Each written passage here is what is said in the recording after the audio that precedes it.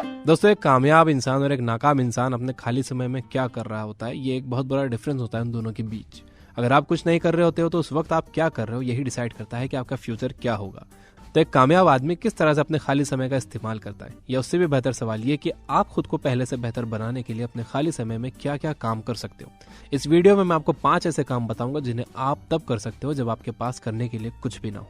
तो दोस्तों, बिना किसी डीले के डायरेक्ट आते हैं हम काम की बात पर। नंबर 1, किसी अलग तरह की जगह पर जाकर इंस्पिरेशन लेने की कोशिश करो। हम में से बहुत से लोग अक्सर अपनी जिंदगी को हर रोज एक ही तरह से जीते हैं। हम लोग हर रोज उसी जगह पर वही काम बार बार करने के लिए जाते हैं, और वो भी सेम रास्ते से होकर। हम एक ही तरह के लोगों से हर दिन मिलते हैं और वही टीवी सीरियल्स हम रोज देखते हैं। इस तरह से हम खुद को एक लिमिट में रख देते हैं और हमें पता ही नहीं चलता कि दुनिया में हमारे सर्कल के बाहर क्या हो रहा है। हमें अपनी छोटी सी दुनिया में ही रहने की आदत हो जाती है और हम उससे बाहर निकलने की कोशिश ही नहीं करते। तो अगली बार जब भी आप खाली हो तो बाहर जाकर किसी नई जगह पर घूमने की कोशिश करो, जिससे आपको ये पता लग सके कि आपके सर्कल के बाहर की दुनिया कैसी है।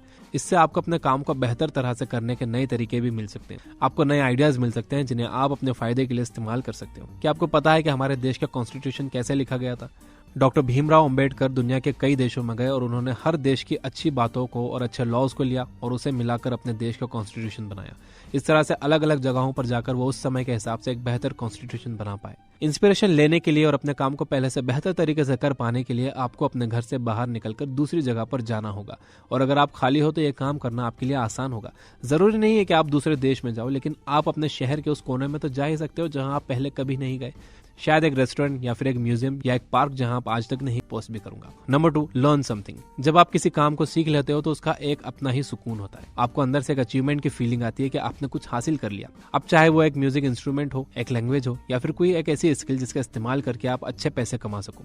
अगर आप खाली हो तो क्यों ना एक नई स्किल सीखकर अपनी वैल्यू को बढ़ाया जाए। आप चाहो तो स्विमिंग क्लासेस भी ज्वाइन कर सकते हो, या फिर कोई इंग्लिश स्पीकिंग क्लास। जरूरी नहीं है कि आप कहीं जाकर ही कुछ सीखो। आप यूट्यूब के जरिए काफी कुछ फ्री में सीख सकते हो। साथ ही कई ऐसी वेबसाइट्स हैं जो ऑनलाइन कोर्सेज प्रोवाइड करती हैं। आप वहाँ कई तरह के स्किल सीख सकते हो। बहुत से लोगों की शिकायत होती है कि उन्हें इंग्लिश नहीं आती, इसलिए उनका कॉन्फिडेंस लो है। तो आप अपने खाली समय में फेसबुक ना यूज कर अपनी इंग्लिश को क्यों नहीं सुधारते?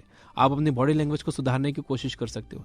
आप खुद का एक वीडियो रिकॉर्ड करो और देखो कि आप बोलते वक्त कैसे दिखते हो। आप अपनी बॉडी लैंग्वेज को किसी फेमस पब्लिक स्पीकर की बॉडी लैंग्वेज से कंपेयर करके ये देखो कि आप कहाँ पर सुधार कर सकते हो। अपने कंधों को, अपने सिर को या फिर अपने हाथों को सही पोजीशन में कैसे रखना चाहिए। तो आप कोई भी एक ऐसी नई स्किल सीखो जो कि आपको आगे ले जा सके। Number 3, network and meet new people. जैसा कि मैंने पहले पॉइंट में कहा कि बहुत से लोग अपनी सारी उम्र सिर्फ कुछ ही लोगों के साथ बिता देते हैं और बाहर नहीं निकलते। इस तरह से आप खुद को कैद कर लेते हो और आपको नए आइडियाज और नए लोग नहीं मिल पाते। अगर आप खाली हो तो आप कहीं बाहर जाकर नए दोस्त बनाओ और उससे कुछ सीखने की कोशिश करो। आप सेमिनार्स में जाओ, आप सेशंस में जाओ, कुछ ग्रुप्स ज्वाइन करो, या फिर उन लोगों से मिलने की कोशिश करो जिनके जैसा आप